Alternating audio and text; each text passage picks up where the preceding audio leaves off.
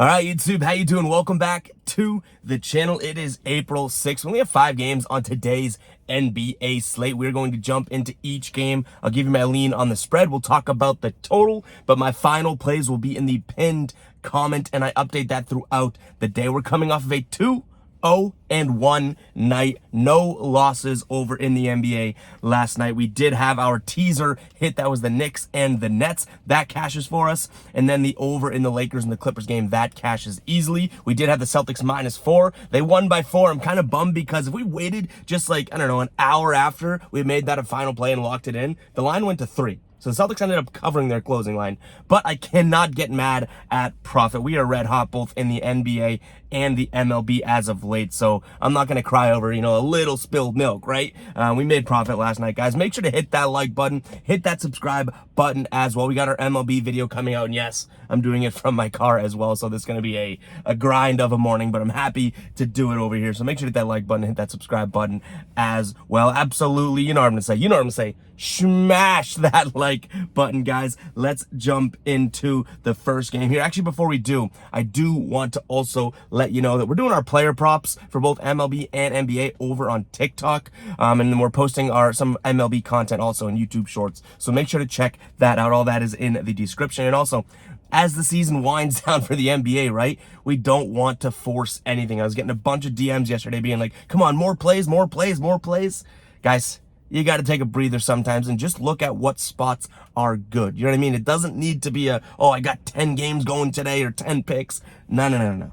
Do what is smart, especially in the climate of today's NBA right now. But let's go ahead and jump into this game here. We're starting it off with the Magic taking on the Cavs. Magic actually 7.5 point favorites here at home. Total sitting at 220.5. And you're probably asking, why the heck are the underdogs here, the Cavs? Well, let me tell you, Karis LeVert out, Jared Allen out, Donovan Mitchell out, Windler out, Darius Garland out, Isaac Okoro out, and Evan Mobley out. Who the heck is playing for the Cavs? You tell me. Yet another team that just will not stop calling me asking for this amazing, silky, smooth jumper to play for them. But this obviously is just due most likely to the fact that they are sitting guys. I know these are all injuries and knees and groins. I think we know what it is, end of season stuff. For Orlando, no major injuries to note here. I do think that I lean Orlando in this game. I don't think I end up pulling the trigger on this because I just don't feel comfortable laying 7.5 points. I know the Cavs have their G League squad in. I totally get that. So we'll see if this ends up becoming a final play. If it does, it might be in some sort of a 6-point teaser, -1.5, pretty much just trying to get a Magic win there. So keep an eye on the pin comment. In terms of a total, 220.5, I'm going to lean towards the over there. Regardless, if Cleveland doesn't have their guys playing, I still don't think the defense is totally going to be there. So I'm going to lean towards the over. They scored 230 points last game. Now, obviously, that was a different personnel lineup there, but I still think that, just these two teams played a couple days ago. I still think that we're looking at an over here, 220.5.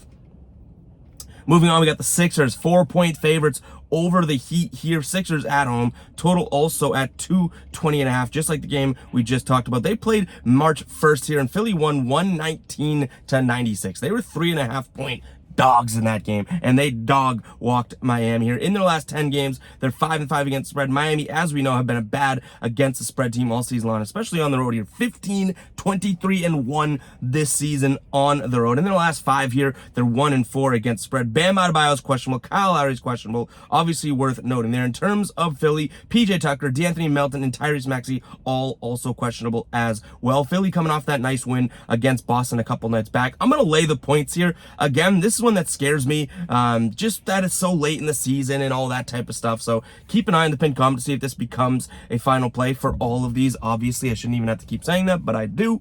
And I'm going to lean Philly -4 points here. In terms of a total, 220. I think this one actually stays under the number. It took Philly scoring 119 points last game, and still Miami only came through with 96. So I don't think that this is a game in which a lot of points will be scored.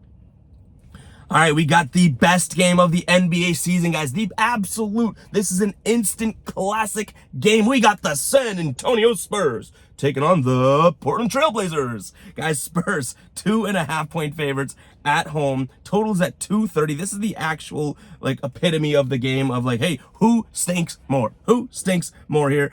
In their last 10 games here, I mean, this Spurs team, 4-6 against spread, 2-8 straight up. For Portland, they're also 4-6 against spread and 2-8 straight up. In terms of injuries, the injury report is literally, you know, I'm not going to say the name, but it is 1, 2, 3, 4, 5, 6, 7, 8, 9, 10, 11, 12, 13, 14 players long for the Portland Trailblazers. And then you look at the Spurs, 1, 2, 3, 4, 5, 6, 7, 8, 9. Quick math, 23 players are on the injury report ahead of this game. Absolutely mind-blowing. I'm just going to lean towards the Spurs.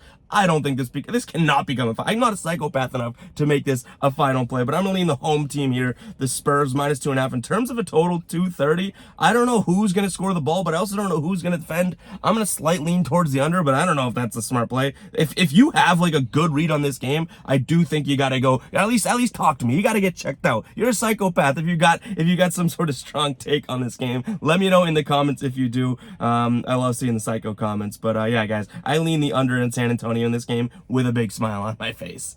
Moving on, we got the Jazz, 6.5-point dogs at home over the Thunder. Total at 237.5 right now. In the last 10 here, the Thunder, the rumbling, covering Thunder have not been rumbling or covering. They're 2-8 against spread. Utah, 7-3 against the spread here in their last 10 games. Oklahoma City hasn't covered a game in 8 straight here. Meanwhile, Utah in their last 6, we kind of cramped that sample size down, 5-1 against the spread. No major injuries to note for Utah, for OKC, but Utah's going to miss Jordan Clarkson, Lauri Markkanen, and Colin Sexton here. I think this OKC team gets the job done. 6.5 points is a lot to lay, but I am going to lean that direction. And then in terms of a total, 237.5, I don't think that this one goes over. These two teams have obviously been scoring and letting up a bunch of points. I don't want to like mislead you guys. That's an obvious thing that I should mention, but I still think that this is going to be a sloppy game. So I'm going to lean towards the under 237.